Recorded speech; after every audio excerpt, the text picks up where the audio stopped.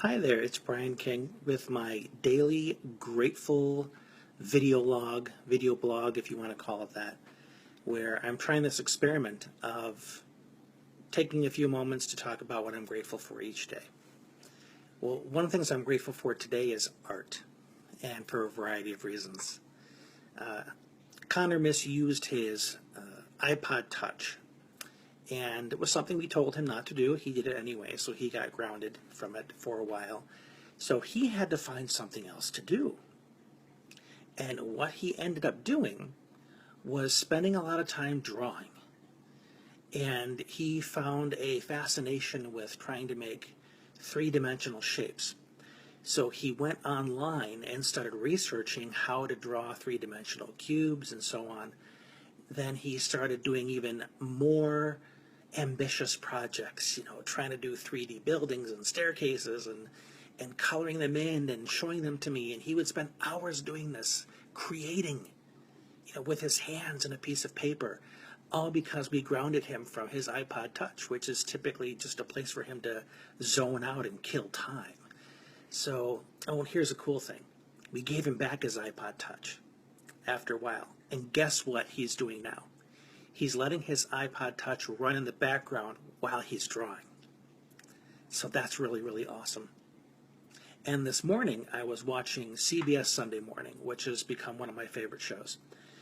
And lo and behold, there was a feature about an artist who is trying to capture the faces of kids that suffer from rare diseases.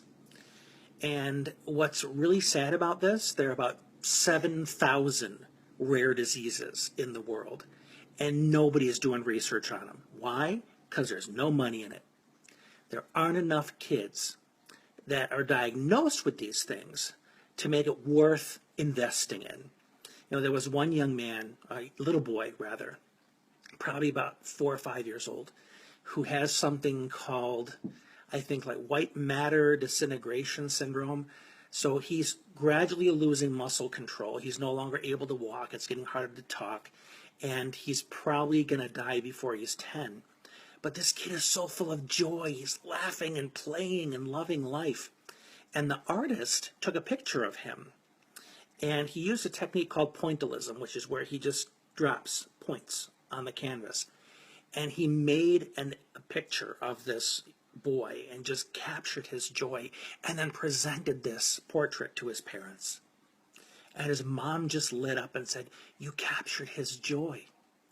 And what this artist is trying to do is to capture the faces of kids who have these 7,000 different rare diseases because he wants to humanize them. He wants to show that these are people. These are not just a collection of disorders or descriptions or whatever. And hopefully through his heart-to-heart connection with these families, that the people out there that are just looking at balance sheets and interest rates and bottom line or whatever are going to realize, man, there's more than just our profit margin. What about social responsibility? Where the hell does that come in? Does our corporation have a soul, or is it just about money that we can't take with us when we die? But man, do we have the option here of creating one hell of a legacy.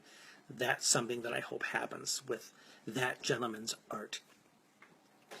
And I'm grateful for the fact that my boys shocked the heck out of me and blew me away with how easily they just stepped in to this new school year. Aiden into high school, Connor into middle school, and they're just taking it in stride.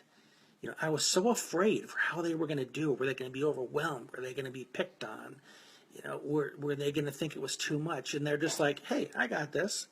I'm so proud of them. I'm just sitting back in awe, just watching it happen. It's like someone flipped a confidence switch, and now they totally feel a lot more, solid and secure about themselves, and it's just amazing to watch. I'm grateful for how my boys seem to be becoming a little bit more generous, more helpful, and wanting to pitch in.